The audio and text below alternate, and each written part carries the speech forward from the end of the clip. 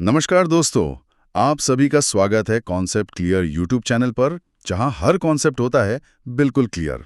अगर आप किसी भी बोर्ड एग्जाम या कॉम्पिटिटिव एग्जाम जैसे SSC, banking, railway, teacher, PCS आदि की तैयारी कर रहे हैं, तो ये चैनल आपके लिए ही बना है। यहाँ आपको हर सब्जेक्ट मिलेगा सिंपल लैंग्वेज, क्लियर एक्सप्लेनेशन और एग्जाम ओरिएंटेड नोट्स के साथ। इस वीडियो में हम जीव विज्ञान, बायोलॉजी के सेल कोशिका चैप्टर का पार्ट 7 पढ़ेंगे, जिसमें दिए गए स्लाइड्स के अनुसार अगले महत्वपूर्ण वन लाइनर्स को विस्तार से समझाया जाएगा। इस चैप्टर के कंप्लीट नोट्स, पीडीएफ और स्लाइड्स आपको हमारे कॉन्सेप्ट क्लियर टेलीग्राम चैनल पर मिल जाएंगे। इसलिए टेलीग्राम जरूर ज्वाइन करें, लिंक डिस्क्रिप्शन में है। और अगर आप चाहते हैं कि सभी सब्जेक्ट्स इसी तरह आसान तरीके से समझ आएं, तो अभी चैनल को सब्सक्राइब करें और बेल आइकन दबाएं, ताकि आने वाली हर नई वीडियो आप तक सबसे पहले पहुंचे। और इस चैनल को अपने दोस्तों के साथ शेयर करें। तो चलिए दोस्तों, बिना समय गंवाए शुरू करते हैं आज का कॉन्सेप्ट क्लियर सेशन। चलिए सीधे चलते हैं स्लाइड 1 पर। पहला पॉइंट क्या कहता है? देखिए, पॉइंट 1 है विसरण यानी डिफ्यूजन। असल में ये एक बहुत ही सिंपल प्रोसेस है, जिसमें पदार्थ अपनी उच्च सांद्रता मतलब हाई कॉन्सेंट्रेशन से निम्न सांद्रता या लो कॉन्सेंट्रेशन की ओर जाते हैं। अच्छा, मतलब जहां वो ज्यादा है वहां से कम वाली जगह पर खुद ही चले जाते हैं। बिल्कुल सही कहा। अब अगर हम पॉइंट 2 की बात करें, तो वो है परासरण यानी ऑस्मोसिस। ये भी एक तरह का विसरण ही है ना? तो इसमें फर्क क्या है? फर्क यह है कि इसमें जल या पानी एक विभेदक पारगम्य झिल्ली मतलब सेमी परमिएबल मेम्ब्रेन से होकर विसरित होता है। अरे वाह, तो झिल्ली का होना जरूरी है इसमें। और फिर पॉइंट 3 क्या है? पॉइंट 3 है जीव द्रव्य कुंचन, जिसे प्लाज्मोलिसिस भी कहते हैं।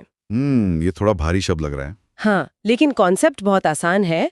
जब किसी पादप कोशिका या प्लांट सेल को अति परासरणी विलयन मतलब हाइपरटोनिक सॉल्यूशन में रखा जाता है ना, तो वो सिकुड़ जाती है।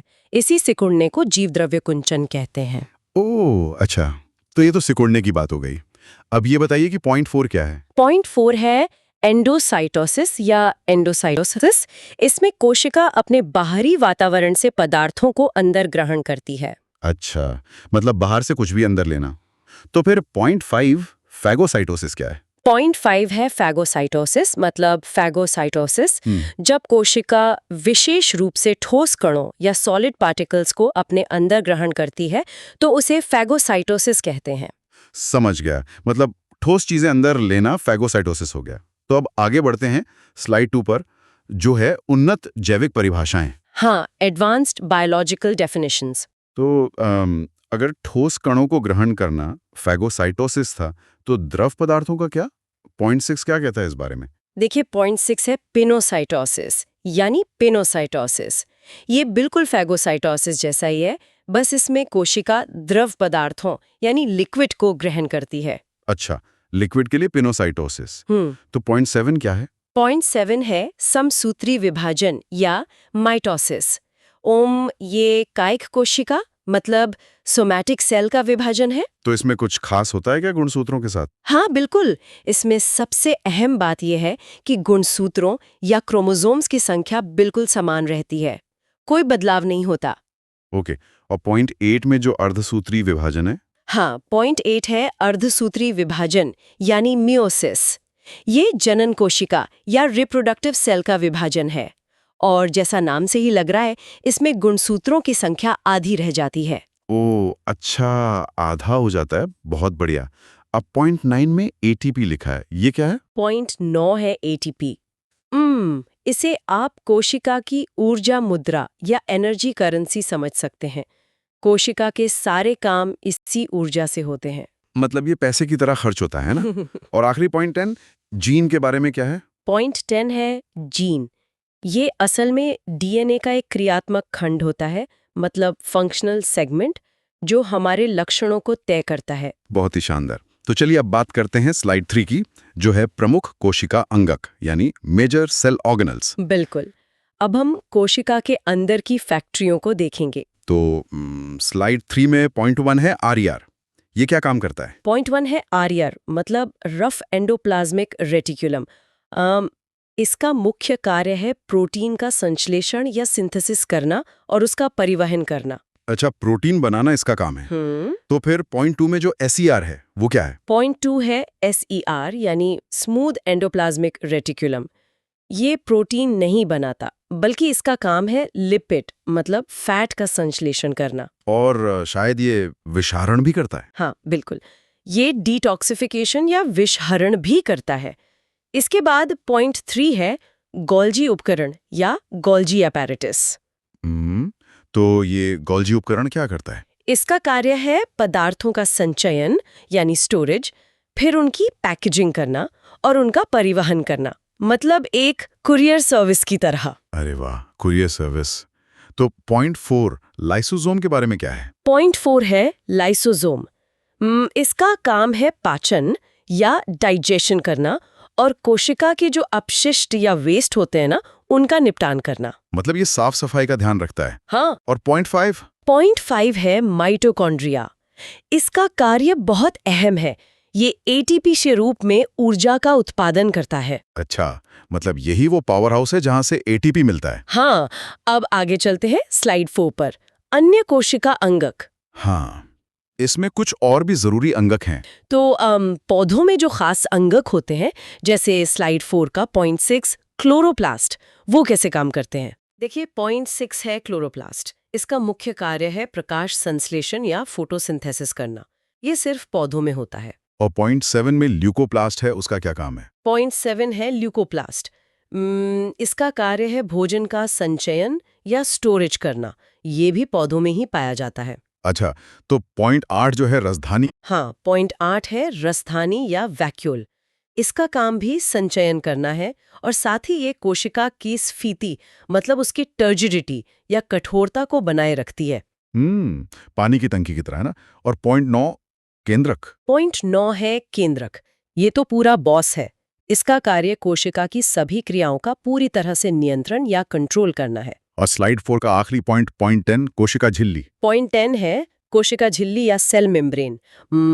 इसका कार्य है चयनात्मक पारगम्यता मतलब सिलेक्टिव परमिएबिलिटी प्रदान करना और कोशिका की सुरक्षा करना। बहुत ही बढ़िया तरीके से समझाया आपने। Concept clear? चैनल पर आपको इसी तरह सिंपल एक्सप्लेनेशन मिलता है, इसलिए चैनल को सब्सक्राइब करना ना भूलें। तो अब हम आते हैं स्लाइड 5 पर। महत्वपूर्ण रासायनिक घटक। हाँ, मतलब ये सारे अंगक किन केमिकल्स से बने हैं वो देखेंगे हम। तो स्लाइड 5 का पॉइंट 1 क्या है? पॉइंट 1 है सेल्यूलोज। ये एक पॉलीसैकेराइड है जो पादप कोशिका भित्ति मतलब प्लांट सेल वॉल में पाया जाता है। अच्छा, पौधों की दीवार सेल्यूलोज की होती है। तो फिर पॉइंट 2 काइटिन कहाँ होता है? पॉइंट 2 है काइटिन। काइटिन ये आपको कवक यानी फंगाई की कोशिका भित्ति में मिलेगा। ओके, और पॉइंट 3 पेप्टिडोग्लाइकन। पॉइंट 3 है पेप्टिडोग्लाइकन। पेप्टिडोग्लाइकन ये बहुत ही खास है क्योंकि ये जीवाणु या बैक्टीरिया की कोशिका भित्ति में पाया जाता है। अरे वाह, मतलब सबकी दीवारें अलग अलग केमिकल्स की हैं। और पॉइंट 4 DNA क्या है? पॉइंट 4 है DNA। इसका पूरा नाम है डीऑक्सी राइबोन्यूक्लिक अम्ल और ये हमारा मुख्य आनुवंशिक पदार्थ या जेनेटिक मटेरियल है। अच्छा, तो पॉइंट 5 RNA क्या काम करता है? पॉइंट 5 है RNA। इसका पूरा नाम है राइबोन्यूक्लिक अम्ल। ये DNA के निर्देशों को पढ़कर प्रोटीन संश्लेषण में सहायक होता है। समझ गया। अब स्लाइड 6 पर चलते हैं। अन्य रासायनिक घटक। हाँ, इसमें कुछ ऊर्जा और रंगों वाले रसायनों की बात है। तो स्लाइड 6 का पॉइंट 6 है ATP। ये तो हम पढ़ चुके ना। हाँ, पॉइंट 6 ATP है। इसका पूरा नाम एडिनोसिन ट्राइफॉस्फेट है। जैसा कि पहले बताया, ये ऊर्जा मुद्रा है। और पॉइंट 7 क्लोरोफिल के बारे में क्या है? पॉइंट 7 है क्लोरोफिल।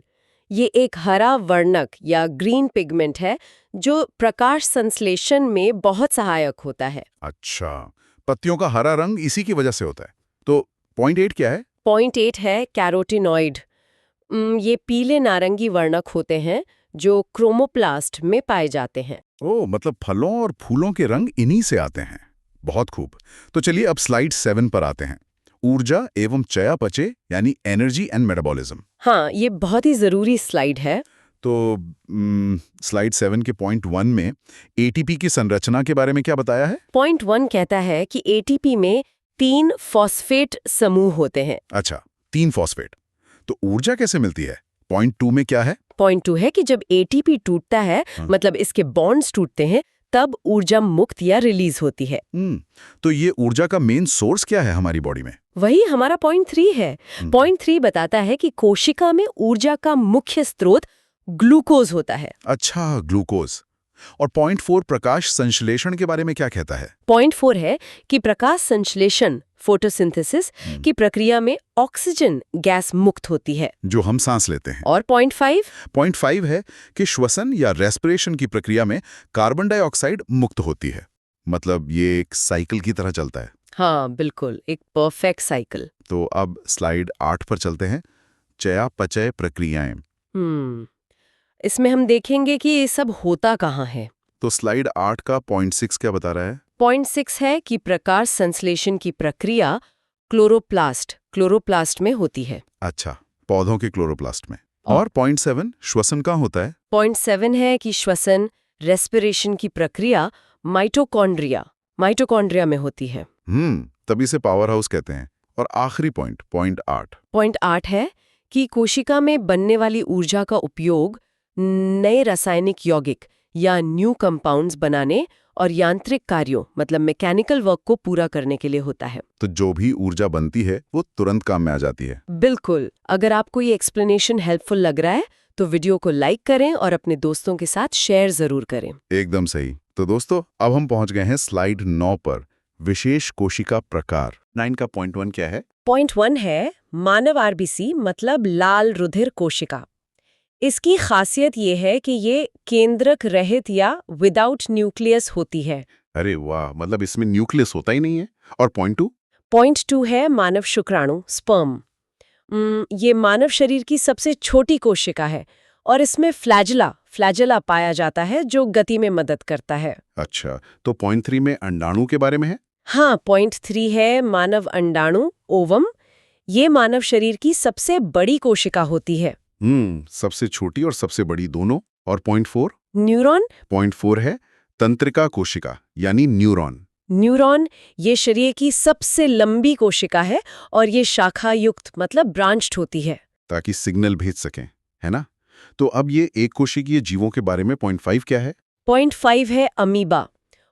ये एक ऐसा एक कोशिकीय जीव है जो लगातार अपना आकार बदल सकता है। और पॉइंट 6 पैरामीशियम? पॉइंट 6 है पैरामीशियम। ये भी एक कोशिकीय जीव है, लेकिन इसकी सतह पर छोटे छोटे सिलिया पाए जाते हैं जो इसे तैरने में मदद करते हैं। बहुत ही अमेजिंग।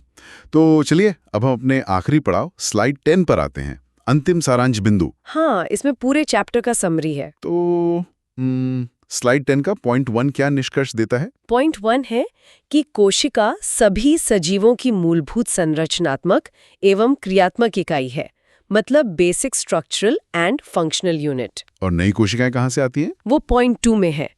पॉइंट 2 कहता है कि सभी नई कोशिकाएं अपनी पूर्ववर्ती यानी प्री एग्जिस्टिंग कोशिकाओं के विभाजन से ही उत्पन्न होती हैं। अच्छा, और पॉइंट 3 और 4 में जो अंतर है प्रोकैरियोटिक और यूकैरियोटिक का? हाँ, देखिए, पॉइंट 3 है कि प्रोकैरियोटिक कोशिकाओं में झिल्ली युक्त या मेम्ब्रेन बाउंड अंगक नहीं पाए जाते हैं। और यूकैरियोटिक में? पॉइंट 4 है कि यूकैरियोटिक कोशिकाओं में स्पष्ट रूप से झिल्ली युक्त अंगक होते हैं। समझ गया। और पॉइंट 5 पादप और जंतु कोशिका के बारे में है। पॉइंट 5 है कि पादप प्लांट और जंतु एनिमल कोशिकाओं के बीच मुख्य अंतर कोशिका भित्ति या सेल वॉल, प्लास्टिड और रसधानी वैक्यूल की उपस्थिति के आधार पर होता है। ये पौधों में होते हैं। बहुत बढ़िया। और हमारा आखिरी पॉइंट, पॉइंट 6? पॉइंट 6 है कि समसूत्री विभाजन शरीर की वृद्धि या ग्रोथ और मरम्मत, रिपेयर के लिए होता है, जबकि अर्धसूत्री विभाजन युग्मक या गैमीट निर्माण के लिए होता है। ऐसे ही और कॉन्सेप्ट्स को क्लियर करने के लिए कॉन्सेप्ट क्लियर को सब्सक्राइब करना ना भूलें।